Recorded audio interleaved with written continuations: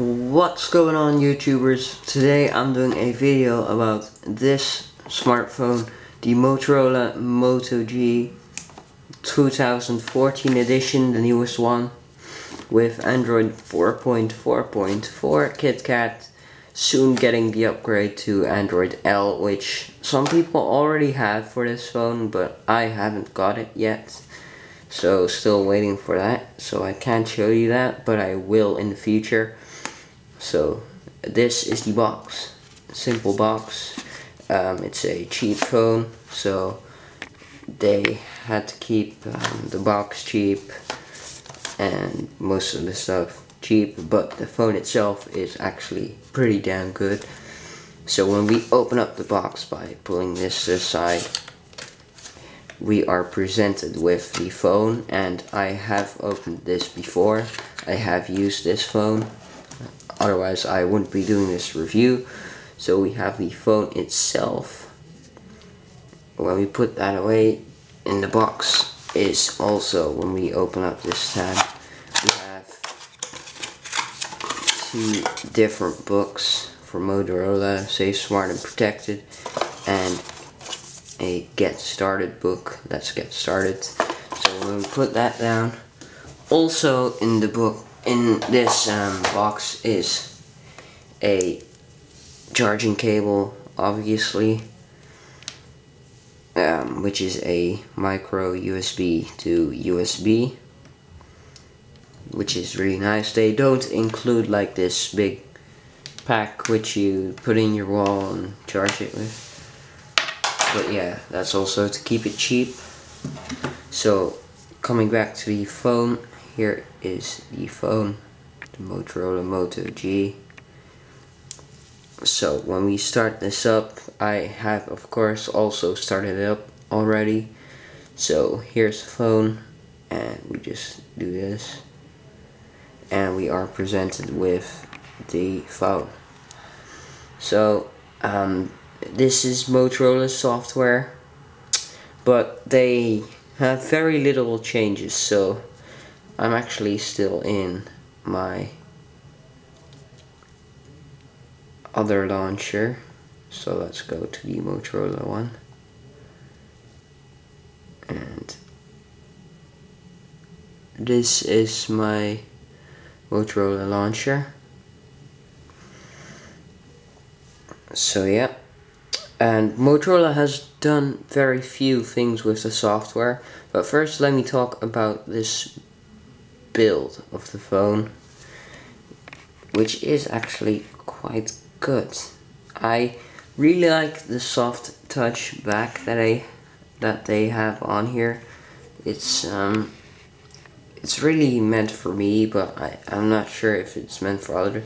It does get some fingerprints and stuff if you have a bit of sweaty hands, I don't know. But here you have your very clicky buttons. They tend to loosen up after a while. I don't mind, actually.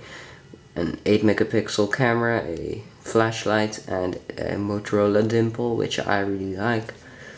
It's a 5-inch phone, actually. It's not too thick, but a bit on the thicker side. And on the top, I don't know if you can see that, but we have the audio jack, micro USB on the bottom, and on the left it's clear. On the front you have your front facing dual speakers, which is really dual speakers, but they aren't that great, but also not that bad for the price, really. So on the screen we have a 5-inch 720p display, good for a 294 pixel density, pixels per inch, so that's decent. Also not the best. You can definitely see some pixels here and there when you look really closely, actually, but it hasn't bothered me that much in actual usage. Text is crisp and clear enough. Colors are good on the warm side, but really good. The contrast is good, saturation is good, the brightness is good, and I currently have the brightness on auto. and that works really well actually.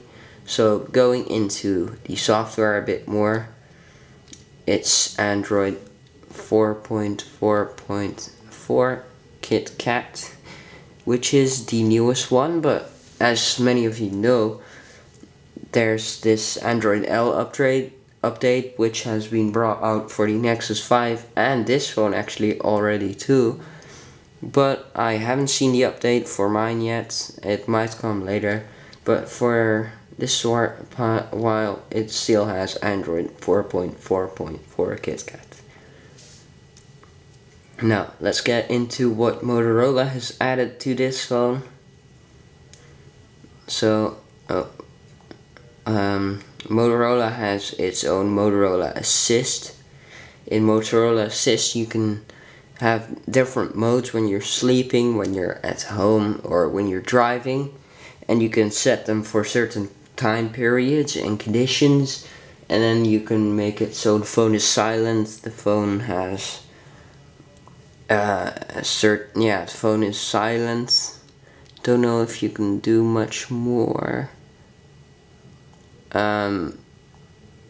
While driving, you can set music playing, or talk to, or they speak out loud SMS messages and that sort of stuff, but mainly silent in certain periods of time and that sort of stuff. Automatic answer. Then you have your Motorola Migrate somewhere. I'm not sure where that is, but you can basically migrate your stuff from another phone here. Android, you can select that. Then Motorola has its own camera app, which I don't really like that much. As you can see, I'm in a plain white background, but you might notice this weird thing here in the middle of the camera app. I'll turn that off actually for a moment. This is just a camera app, and it's a tap to take a picture one. You can turn the camera.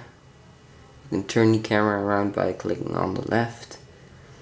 So you can turn the camera around. On the back it's a 2 megapixel camera, or on the front it's a 2 megapixel camera. Here you can record video. It records in 720p on both the back and the front facing camera. So when you swipe from the left to the right, you get your menu with your options.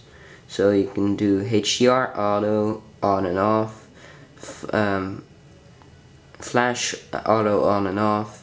There's no tap to focus because tap is a picture, but you can do this where you always have this round thing, and you can swipe it to the left or to the top, wherever you want to set your focus and exposure point.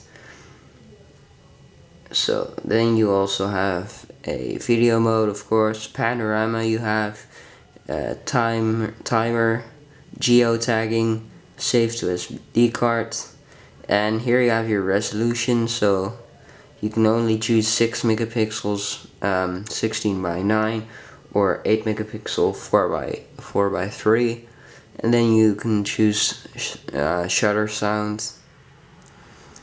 So that's basically it, and here you have your focus and exposure. When you swipe from the top to the bottom, you zoom out, and when you swipe from the bottom to the top, you zoom in. So you can zoom in 4 times, you can zoom out, and yeah, that's basically it for this camera app and the camera.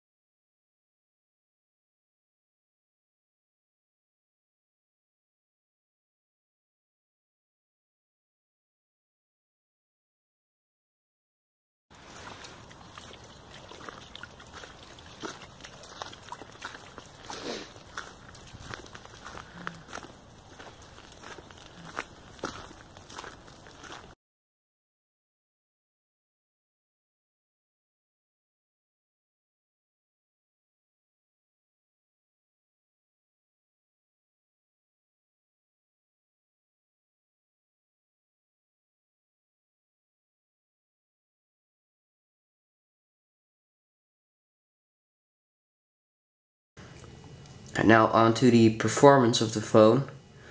The phone has a Snapdragon 400 clocked at 1.2 gigahertz. It's a quad-core CPU with an Adreno 305, I think, or Adreno 305, I'm not sure, GPU, and 1 gigabyte of RAM, which is okay. It's not that good for multitasking. I've had a problem with one app that couldn't even fully play with the 1 gigabyte, but for the rest, it's okay. The performance is okay for really the price, and I didn't have any lag or problems with games. It takes a while to load up, but I haven't had any problems so far or any lag with games that I played on this phone. It all was pretty smooth. It all worked fine. It handled the way I wanted it to. So I'm pretty pleased with that. I'm not sure if you can see it well, but I'm pleased with the performance. It's just overall pretty nice performance. So that's most of this phone. It basically runs stock Android. For the rest, I prefer the Google Now launcher a bit, where I can yeah, I just prefer the Google Now launcher. So I just go back here, settings, start page, Google Now, go back, go here, I close this in launcher 3, I close most of these things because, yeah, there's only 1 gigabyte of RAM to work with, and Five Nights at Freddy's will only work with 2 gigs, but I'm fine with that. I wouldn't play it that often. And for the rest, I prefer the Google Now launcher. It's a pretty speedy phone for the price. The camera is okay. It performs well. I'll show you some pictures actually. And yeah, the phone is just really good for the price. I suggest buying it. And okay, Google, sign out. Okay, that didn't work too. But anyways, guys, I hope you liked this review about this Moto G. Thank you guys for watching. See you guys next time. Bye.